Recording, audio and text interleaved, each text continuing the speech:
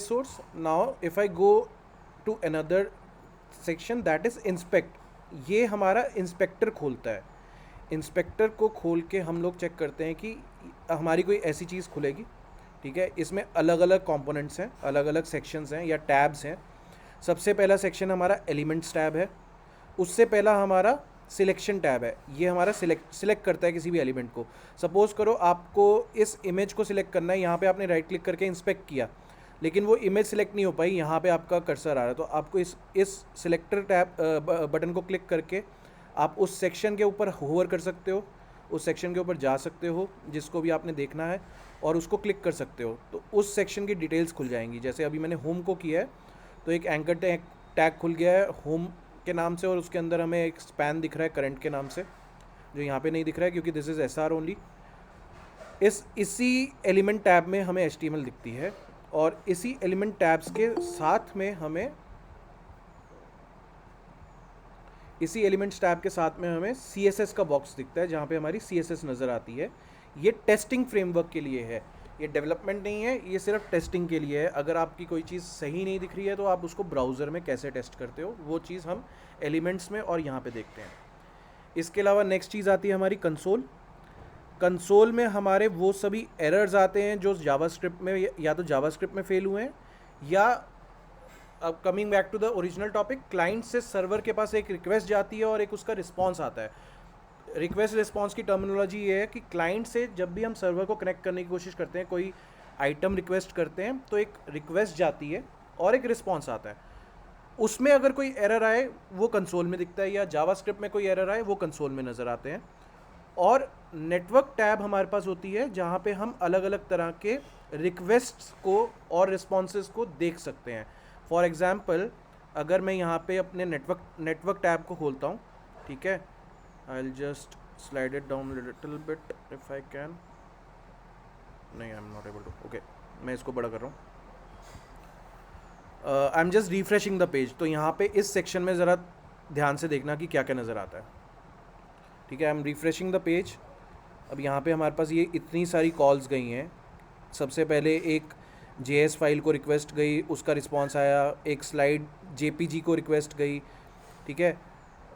ये क्या हो रहा है, ये रन टाइम पे स्लाइड 1, स्लाइड 2, स्लाइड 3 क्यों आ रही है? क्योंकि आपका ये जो कराउजल है ये रन टाइम पे इमेजेस को कॉल कर रहा है। जोन सी इमेज को मैं कॉल करूँगा वो वाली इमेज आती जाएगी। So this is a performance factor. हमने रन टाइम पे इमेजेस को कॉल की हुई हैं, सारी इमेजेस एक साथ नहीं मंगाई। So this is a good performance behaviour, ठीक है। इस तरह से ये जितनी भी फाइल्स हैं, ये हमारे फॉन्ट फाइल्स हैं। WOF2 इनका फाइल्स का एक्सटेंशन ही आपको दिख रहा होगा। WOF2 का मतलब होता है फॉन्ट फाइल्स। तो यहाँ पे फॉन्ट क्या होते हैं हम धीरे धीरे CSS में सीखेंगे, बट अभी के लिए समझ लेते हैं कि ये WOF जो है फॉन्ट फाइल्स है। ये वाली ये भी एक फॉन्ट फाइल, ये CSS फाइल है। गूगल APIs का फॉन्ट डाउनलोड किया हुआ है हमने। ये CSS फाइल है, एक्सटेंशन आपको यहाँ पे दिख रही है। These are JS files, these are images.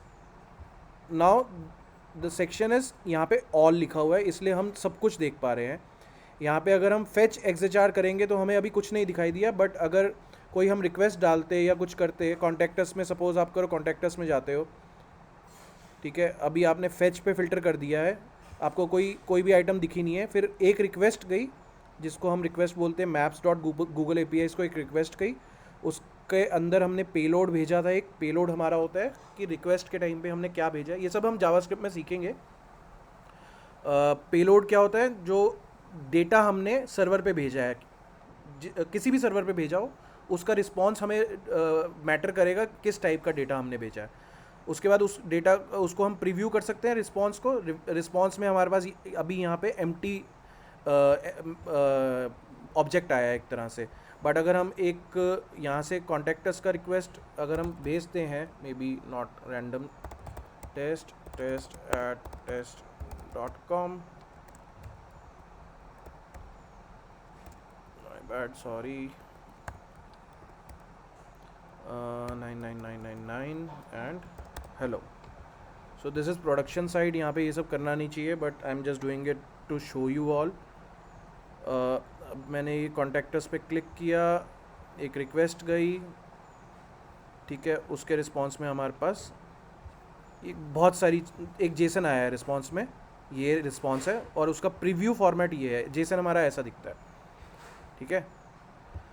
और फैक्टर्स भी हैं यहाँ पे, टाइमिंग है, कुकीज़ हैं, कौन कौन सी कुकीज़ इस रिक्वेस्ट में थी, टाइमिंग में कितना टाइम लगा उसको, ये सारी चीज़ें हैं, धीरे धीरे हम लोग सीखेंगे। अभी क्विकली आगे बढ़ते हैं। परफॉर्मेंस टैब, सोर्सेज टैब है। एक सोर्सेज टैब वो है जहाँ पे हमें पूरी एप्लीकेशन में सर्वर ने हमें क्या क्या भेजा है, किस फॉर्मेट में भेजा है, वो सारी चीज़ें हमें सोर्सेज टैब में दिखती हैं। इमेजेस, CSS कौन कौन सी है, JS कौन कौन सी है, SCSS is a pre processor, ये हम बाद में पढ़ेंगे क्या होता है, ये हाई लेवल पे हम लोग ज़रूर देखेंगे। और बाकी और वेबसाइट से, अलग अलग वेबसाइट से क्या क्या आया है, जैसे फॉन्ट गूगल API से हमारे पास गूगल फॉन्ट्स आए हैं, CDN से एजेक्स की लाइब्रेरीज़ कुछ इंक्लूड की हुई हैं हमने, यूट्यूब से कुछ इमेजेस या प्लेयर इंक्लूड किया हुआ है, iFrame API यूज़ की हुई है। एम्बेड एक तरह का एक HTML टैग होता है जिसमें हम अलग अलग URL से कुछ ना कुछ एम्बेड कर सकते हैं, ऑब्जेक्ट एम्बेड बोलते हैं उसको, ये भी हम आगे पढ़ेंगे iFrame और एम्बेड्स को, ठीक है। तो this is source tab. Then comes network tab, इसको हमने ऑलरेडी देख लिया है। परफॉर्मेंस एप्लीकेशन की परफॉर्मेंस को मॉनिटर करने के लिए होता है, यहाँ पे रिकॉर्डिंग बटन है, इस रिकॉर्डिंग बटन से उसकी परफॉर्मेंस कैसी है वो रिकॉर्ड हो जाती है। और मेमोरी को अभी के लिए you can ignore. Application is one of the tab which you will majorly use, ठीक है। यहाँ पे स्टोरेजेस होती हैं, वेबसाइट में अलग अलग तरह की स्टोरेजेस होती हैं, ये भी हमारे आगे के टॉपिक्स में लिखा हुआ है, ठीक है, इसको भी हम करेंगे। और इन स्टोरेजेस को कैसे देखना है, कैसे डिबग करना है, ये हम हाई लेवल पे समझेंगे। बट अभी बेसिक लेवल पे कि कैसे एक ब्राउज़र काम करता है वो हमने देखना था। सिक्योरिटी इज़ अगेन कि टाइप ऑफ रिक्वेस्ट HTTPS है, उसमें आप सिक्योरिटी सर्टिफिकेट्स चेक कर सकते हो अपने, ऑल्दो यहाँ से भी सर्टिफिकेट चेक कर सकते हो, but we can check it in the inspector as well. Lighthouse एक टूल है, परफॉर्मेंस का टूल है, अलग अलग चीज़ों को चेक करता है ये। फॉर एग्जांपल ये परफॉर्मेंस चेक करता है, PWA चेक करता है, SEO चेक करता है, बेस्ट प्रैक्टिसेस चेक करता है, और एक्सेसिबिलिटी चेक करता है। ये आपकी पूरी एप्लीकेशन को एनालाइज करता है। ये पहले अलग से इंस्टॉल करना पड़ता था, लेकिन अब लेटेस्ट क्रोम में बाय डिफ़ॉल्ट ये अवेलेबल आ रहा है। आप सभी के पास अगर लेटेस्ट क्रोम है तो उसमें ये दिख जाएगा आपको, ठीक है। So these are major things. इसके अलावा एक और इसमें फीचर है, वो फीचर है ये वाला बटन, ये है रिस्पॉन्सिव व्यू करने के लिए किसी भी वेबसाइट को।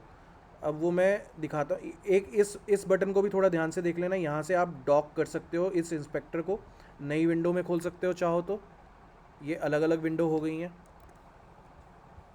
ठीक है। अगर आप चाहो सेम विंडो में लेफ़्ट साइड रखना है, राइट साइड रखना है, जैसी आपको प्रेफरेंस है वैसे रख सकते हो। नाउ मैंने इसको लेफ़्ट साइड पे रख के यहाँ पे अपना रिस्पॉन्सिव वाली व्यू को खोला है, और यहाँ से मैंने प्री डिफाइंड रिस्पॉन्सिव एप्लीकेशंस होती हैं कुछ, जिनके रेजोल्यूशंस डिफाइंड होते हैं। अभी this application is not responsive, इसलिए आपको नहीं दिख रहा है। Let me open another site.